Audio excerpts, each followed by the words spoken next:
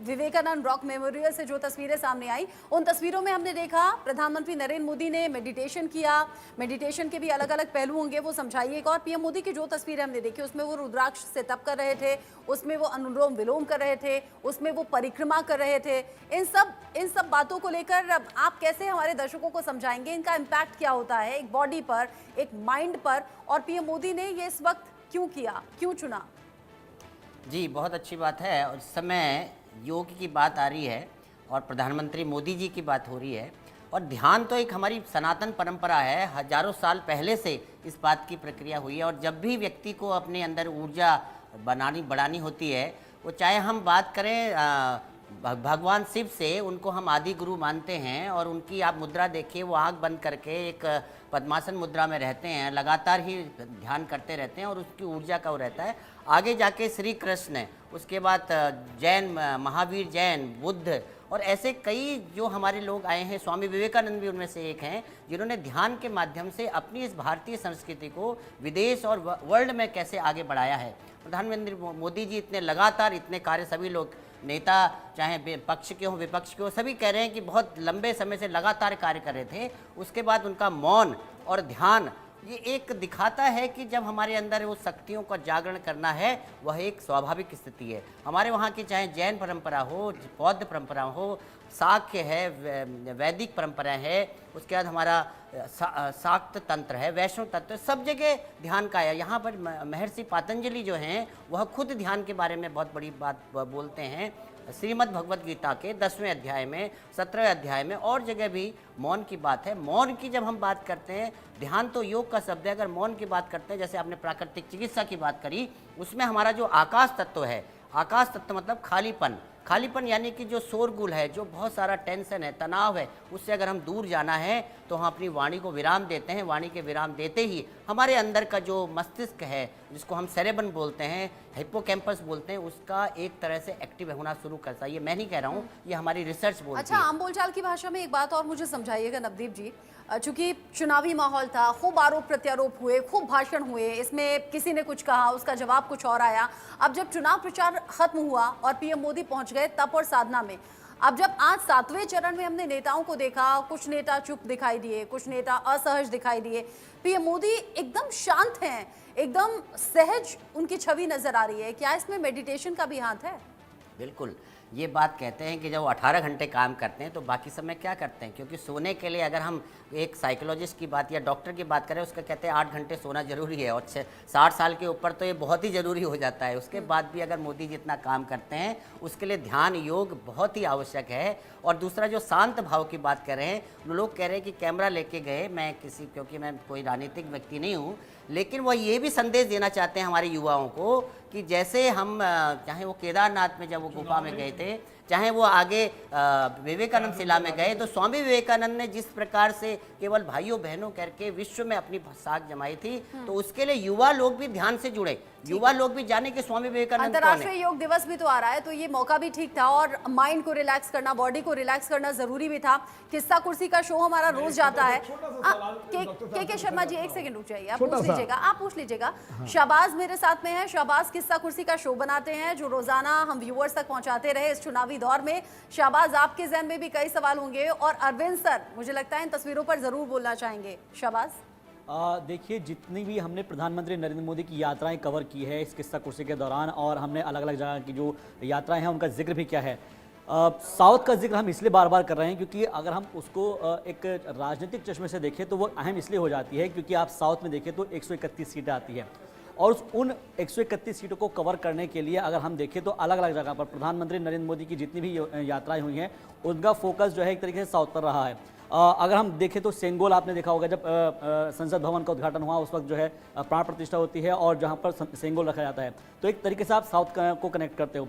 उसके बाद में फिर आप जो है तमिल संगमम करते हो, काशी तमिल संगमम, और उसके साथ साथ अलग अलग जब खास तौर पर अगर हम देखें तो राम मंदिर का जो उद्घाटन होता है, उससे पहले अलग अलग जगहों पर जो है प्रधानमंत्री नरेंद्र मोदी जाते हैं। तो सीधे तौर पर एक कनेक्ट करने की कोशिश है। भले चाहे ठीक है आप आध्यात्मिक तौर पर तो कर ही रहे हैं, लेकिन इसका सियासी फायदा अगर हो रहा है तो उसमें कोई बुराई इसलिए नहीं होनी चाहिए क्योंकि आप जो है दोनों चीज़ों को साथ लेकर चल रहे हैं। और सबसे अहम बात यह है कि इसके अलावा हमने उन जब तक क्योंकि चुनाव का ऐलान नहीं हुआ था उससे पहले कई सारी सौगात भी दी है, तो प्रधानमंत्री नरेंद्र मोदी ने अलग अलग योजनाओं की सौगात देते हुए ये भी बताया है कि उनके लिए साउथ हो या नॉर्थ हो, ईस्ट हो या वेस्ट हो, सब उनके लिए बराबर है। और जो एक पिछली सरकारों में जो है अलग अलग डिवाइडेशन की जो है कोशिश की गई है, उनको उन्होंने एक प्लेटफॉर्म पर लेकर आए हैं। और यही वजह है कि आज की जो तस्वीर है वो एक तरीके से साउथ के साथ नॉर्थ को कनेक्ट करती है। बिल्कुल ठीक आप कह रहे हैं अरविंद सर। जब प्रधानमंत्री नरेंद्र मोदी या फिर बीजेपी के आला नेता मंदिरों में जाते थे, रुद्राक्ष की माला पहनते थे, हवन पूजन होता था, पूजन दर्शन होता था, तब विपक्ष कटाक्ष करता था। लेकिन धीरे धीरे हमने देखा कि सॉफ्ट हिंदुत्व के रास्ते पर विपक्ष के लीडर जाते हुए नजर आते हैं, मंदिरों में जाते हैं, आशीर्वाद लेते हैं, शीश झुकाते हैं। कहीं ऐसा तो नहीं आज तप साधना को लेकर विपक्ष आड़े हाथों ले रहा है, निशाना साध रहा है और आने वाले दिन में लगे कि वक्त की जरूरत यह भी है कि हमें भी शायद इस तरह की ध्यान साधना करनी चाहिए? देखिए, चुनाव में डेमोक्रेसी बहुत सारी चीज़ें अच्छाई भी ले आती है, बुराई भी ले आती है। तो ये जब सबसे बड़ी पार्टी, सबसे बड़ा नेता जो करेगा, आप उससे लड़ सकते हैं एक सीमा तक, लेकिन एक सीमा के बाद लड़ाई होती नहीं है, फिर नकल शुरू हो जाता। लेकिन प्रधानमंत्री का ये जो आयोजन है, ये लेकिन आयोजन नकल के लिए भी अकल की जरूरत होती है, तो कहावत है। क्या फिर नकल के निश्चित रूप से नकल के लिए अकल की ज़रूरत होती है। और सब पार्टियां मेरे ख्याल से कई ने अकल से किया है। और नरसिम्हा राव जब उस समय राम मंदिर आंदोलन के पैरेलल एक कुछ खड़ा करने की कोशिश कर रहे, वो भी अकल से था। कमिटमेंट से आखिरी कोशिश मेरे ख्याल चंद्रशेखर जी नहीं की थी अयोध्या विवाद निपटाने की, उसके अलावा सब पॉलिटिक्स ही करते रहे। क्योंकि ये तस्वीरें अरविंद सर दक्षिण से आ रही हैं, प्रधानमंत्री नरेंद्र मोदी का फोकस जो है वो बहुत ज्यादा इस बार दक्षिण पर रहा है। हिमांशु सर, मैं चाहूंगी 132 सीटें, इन 132 सीटों का दक्षिण का इतिहास क्या रहा है? और जब एनडीए इस बार नारा पीएम मोदी की ओर से दिया जा रहा है कि अब की बार एनडीए 400 पार, तो इन दक्षिण की 132 सीटों पर कैसे जो फिजिक्स और मैथ्स है वो बिठाने की कोशिश हुई पीएम मोदी की और बीजेपी की? चलिए पहले फिजिक्स और मैथ्स की बात कर लेते हैं, उसके बाद जरा सी एक कमेंट मुझे अध्यात्म के ऊपर करनी है। हाँ। क्योंकि मोदी जी के ऊपर इस बार ही क्यों सब बता रहे हैं। लोगों को नहीं पता है कि पिछले 10 साल से वो जब से प्रधानमंत्री है, उससे पहले नहीं, उससे भी 14 साल पहले वो गुजरात के मुख्यमंत्री रह चुके। और वो मैंने तो जब से देखा है 24 साल से वो नवरात्र भी करते हैं। और नवरात्र के अंदर खाली पानी और लिक्विड पदार्थ के पेय पदार्थ के ऊपर जीना रहना और फिर भी अपना काम करना। यूएस में भी उन्होंने वो नहीं तोड़ा। बस इतनी सी एक टिप्पणी है। अब दक्षिण की बात करेंगे हम। दक्षिण की 132 सीटों में से 2019 में सबसे ज्यादा सीट किसकी आई थी? भाजपा की 29। और वो 29 सीटें सिर्फ 2 स्टेट में से, कर्नाटक और तेलंगाना। इस बारी आप देखोगे कि इसमें इजाफा होगा क्योंकि हमें भाजपा वालों को तमिलनाडु में से सीट मिलती दिख रही है, केरल में से सीट मिलती दिख रही है और आंध्र प्रदेश में से भी इक्की दुक्की सीट। भाजपा की बात कर रहा हूं मैं। एनडीए तो सबसे बड़ा दल बन के ऊपर ही आएगा क्योंकि ये एक परसेप्शन बनाया गया है कि दक्षिण के अंदर भाजपा नहीं होती। मगर आप 2019 का चुनाव देखोगे तो आपको पता चलेगा कि सबसे बड़ी राजकीय पार्टी भारतीय जनता पार्टी थी। कांग्रेस तो उसके बाद 28 पर थी। तो इस हिसाब से अगर हम देखें तो भाजपा दक्षिण में है ही है, मगर सर्वत्र व्यापी होना और 400 पार की जो बात हो रही है, नरेंद्र भाई ने खुद जिक्र किया इसका 1 आध हफ्ते पहले कि मैंने तो बस 400 बोला और ये देखो विपक्ष वाले कैसे उलझ गए। 272 की बात न करते हुए वो लोग पड़ गए, हम 400 तो नहीं लाने देंगे। जब एनडीए 400 का नारा लगाती है तो इन्होंने ये मान लिया कि जीतने वाला तो मोदी है।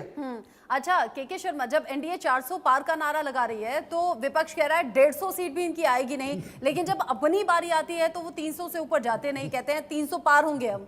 देखिए बात सही है। देखिए जब भी आप जब आकलन करते हैं तो जो सत्ता पक्ष में होता है उसकी सीट की बात होती है कि उसका कम होगा। अब इसमें उनको कांग्रेस का कितना आएगा ये चीजें नहीं है, बात जब होती है कि हम कैसे इसको आकलन को करेंगे, जैसे हमारे सर बताए कि अभी जो पूजा अर्चना करते हैं वो काफ़ी नवरात्रा रखते हैं। देखिए, भगवान की पूजा कीजिए, बट भगवान आपके दिल में, आपके घर पे तब आएंगे ना, राम तब आएंगे जब आप राम के जो राम तो आदर्श, आ गए। राम राज्य नहीं, राम आए हैं, राम के आदर्श नहीं आए हैं, राम राज्य।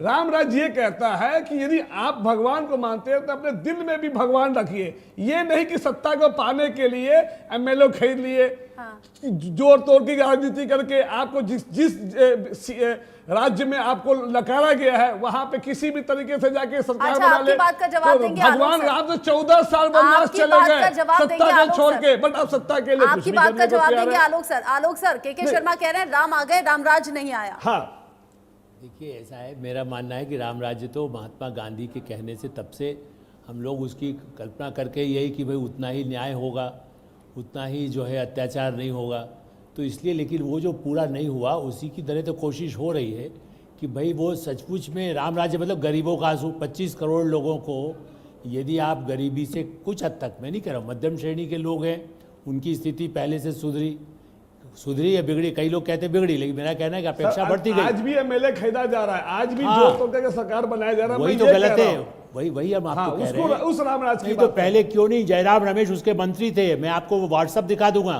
उन्होंने कुछ नहीं किया, पैसा उन्होंने खाली यही काम करते रहे, वो जनता के बीच आज तक कभी नहीं गए। एक चुनाव लड़े पंचायत का, देखिए तो इन लोगों के मनमोहन सिंह, कांग्रेस चोर है तो आपको चोरी करने का या खरीद बिक्री करने का लाइसेंस नहीं मिलेगा ना।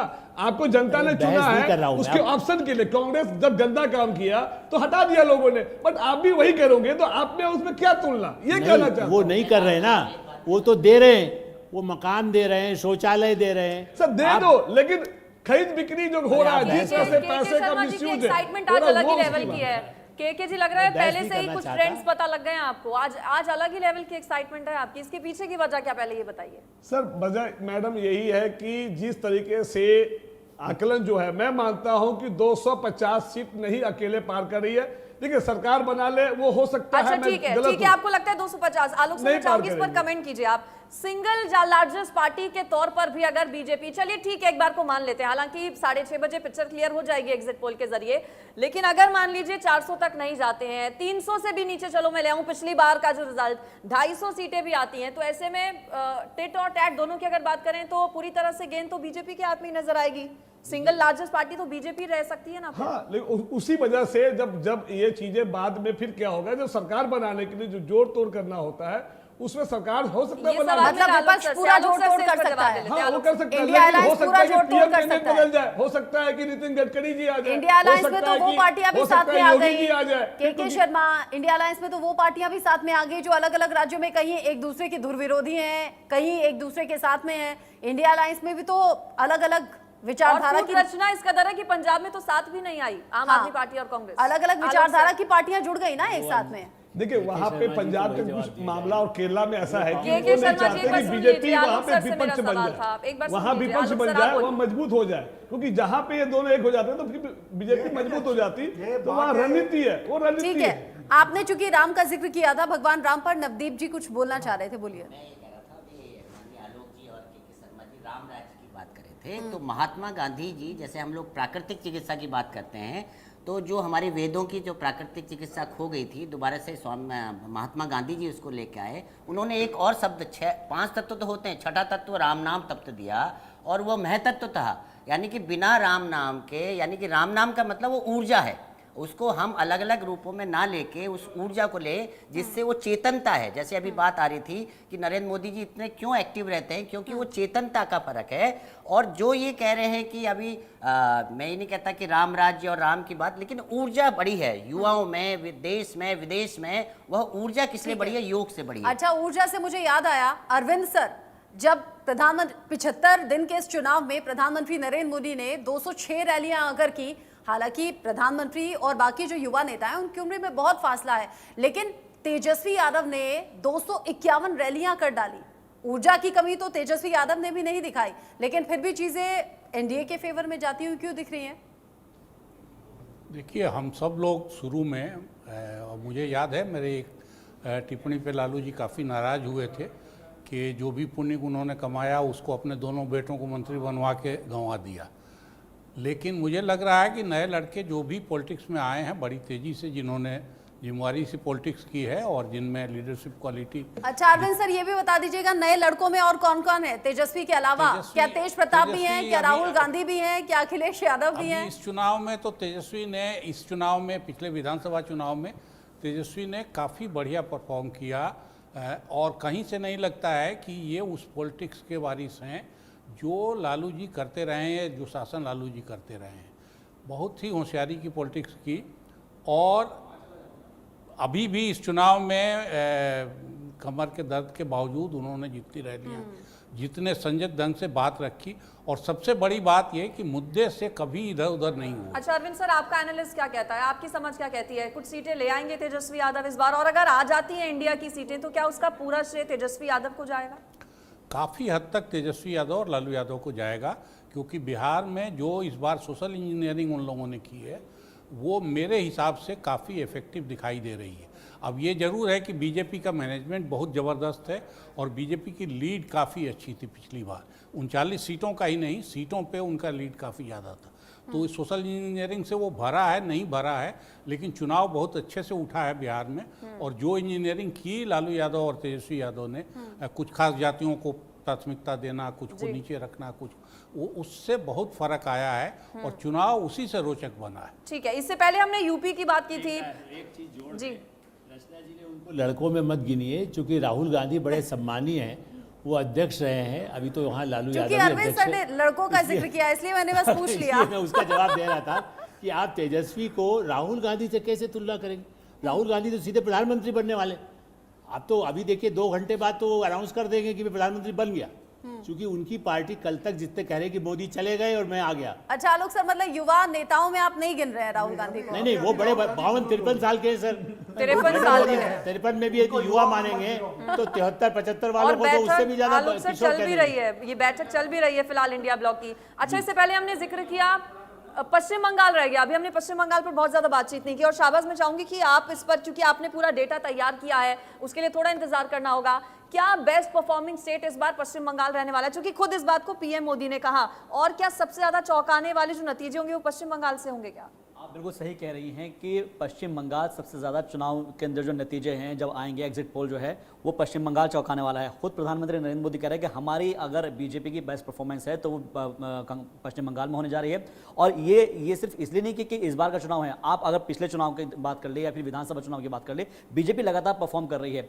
और अब जो कि संदेश खाली का मुद्दा हुआ या इसके अलावा जो तमाम रामनवमी का मुद्दा हुआ, ये ऐसे मुद्दे थे जिसको बीजेपी ने कैप्चर किया है और कैप्चर करने के बाद जो है उसको पब्लिक में डिलीवर किया है। यही वजह है कि लगातार, चाहे आप भ्रष्टाचार का मुद्दा है, प्रधानमंत्री नरेंद्र मोदी ने लास्ट रैली के दौरान, मुझे याद है उनका एक उन्होंने कोट किया था कि ना खाऊंगा ना खाने दूंगा, ये मैंने पिछली बार कहा था और इस बार तब उन्होंने ये कहा है कि जिसने खाया है उसका निकाल लूंगा। कहने का मतलब ये है कि भ्रष्टाचार पर अब इससे और ज्यादा करारी चोट होने वाली है और यही वजह है कि भ्रष्टाचार का मुद्दा इस चुनाव में सबसे ज्यादा अहम रहेगा। शाहबाज, एक बात और बताइएगा, आपने कहा पश्चिम बंगाल से चौंकाने वाले आंकड़े सामने आने वाले हैं। पश्चिम बंगाल जो 7 चरणों में अव्वल रहा है वोटिंग परसेंटेज के मामले में, लेकिन साथ ही साथ त्रिपुरा में, मणिपुर में और आज हिमाचल प्रदेश में भी अच्छी खासी वोटिंग चल रही है, ये आंकड़े बता रहे हैं। तो इन बाकी जगहों से क्या, किस तरह के इंडिकेशंस मिल रहे हैं? देखिए, अभी हिमाचल में थोड़ा सा कॉन्फ्लिक्ट नज़र आ रहा है, क्योंकि खासतौर पर देखिए जब लोकल पॉलिटिक्स होती है तो वहाँ पर अभी हिमाचल में कांग्रेस की सरकार है, सुक्खू सरकार है, तो उसका थोड़ा एडवांटेज मिलता है। तो इसलिए हम अभी इतनी जल्दी रिवील नहीं कर सकते, लेकिन यह है कि हम वहाँ पर जो फाइट है वो टफ है। इसके अलावा अगर पंजाब की बात करें तो पंजाब के अंदर क्योंकि आम आदमी पार्टी और कांग्रेस अलग अलग लड़ रही है, तो इसलिए एक तरीके से इसका जो बेनिफिट है वो बीजेपी को होता नजर आ रहा है। इसके अलावा अगर हम बात करें असम की या फिर नॉर्थ ईस्ट की, तो वहाँ पर जो है बीजेपी अच्छा परफॉर्म करती नजर आ रही है। लेकिन अपने जितने भी दर्शक हैं उनसे हम एक बार फिर से अपील करेंगे कि आप कहीं मत जाइए, अपने वोट का आपने इस्तेमाल किया है, अब अपने रिमोट का आपको इस्तेमाल करना है और रिमोट आपका सिर्फ इंडिया न्यूज पर लगा होना चाहिए, क्योंकि बिल्कुल खास तैयारी कर रखी है शाहबाज ने भी और एक पूरी बड़ी टीम ने इंडिया न्यूज की एग्जिट पोल्स को लेकर। शाम 6:30 बजे पूरा जो आंकड़ा है वो आपके सामने होगा कि किस राज्य में कौन सी पार्टी बहुमत बनाए हुए है और किसकी परफॉर्मेंस इस बार नजर आने वाली। भार्गव जी, मैं चाहूंगी कि आप भी कमेंट करें पंजाब को लेकर। पंजाब का चूंकि शाहबाज ने जिक्र किया, जब एनडीए बात कर रही है अब की बार 400 पार की, तो देखिए पिछली बार 202 या 203 सीटें अकेले अपने दम पर बीजेपी लाई थी और पूरे एनडीए की करीब 353 सीटें हुई थी। अब पिछली बार वाली परफॉर्मेंस तो जाहिर है कोशिश रही है बीजेपी की दोहराने की, लेकिन जो 400 तक आंकड़ा पहुंचाना होगा उसमें पंजाब की 13 सीटें कितनी है? बहुत अहमियत रखती है, सर्वाधिक अहमियत रखती है। संख्या 13 है, लेकिन ये आम आदमी पार्टी का भविष्य वहाँ से निर्धारित होगा, क्योंकि आम आदमी पार्टी के पास अभी कोई भी लोकसभा में सदस्य नहीं है।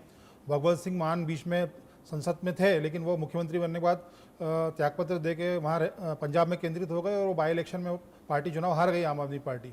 लेकिन इस बार ऐसा लगता है कि जो प्रमुख दो मुकाबला जो है वहाँ पर आम आदमी पार्टी और कांग्रेस में दिखाई देता है। वहाँ पे बीजेपी थोड़ी पीछे दिखाई देती है और अकाली दल अपने अस्तित्व की लड़ाई लड़ रहा है। आप कह रहे हैं कि कांग्रेस और आम आदमी पार्टी की लड़ाई में फायदा जो है वो बीजेपी को मिल जाएगा, लेकिन आपको ये लगता नहीं आम आदमी पार्टी के पास तो कुछ खोने के लिए है नहीं, लेकिन बीजेपी के लिए अस्तित्व का सवाल हो जाएगा क्योंकि अकेले चुनावी मैदान में है बिना किसी गठबंधन के पंजाब में? हाँ बिल्कुल, पंजाब की परिस्थितियाँ थोड़ी अलग प्रकार की हैं, बड़ा कॉम्प्लेक्स स्थितियाँ रहती हैं वहाँ पे, इसलिए बहुत एक्यूरेट बोलना उचित नहीं होगा इस फोरम पे। और कई तस्वीरें भी ऐसी सामने आई थी जहां नाराज किसानों ने घेर लिया था, विरोध प्रदर्शन किए थे, नारेबाजी हुई थी। जी जी बिल्कुल बिल्कुल, ये जो है बाकी जो वहाँ किसानों में अनरेस्ट दिखा वो लगातार बना रहा, इलेक्शन कैंपेन में भी बना रहा, और कहीं ना कहीं ऐसा लगता है कि आम आदमी पार्टी की तरफ उनका रुझान या झुकाव दिखाई देता है, लेकिन ये वो ट्रांसलेट कर पाते हैं कि इन परिणामों में, ये देखने का बहुत ही रोचक इसको परिणामों पर निगाह रहेगी। हालांकि 13 ही सीटें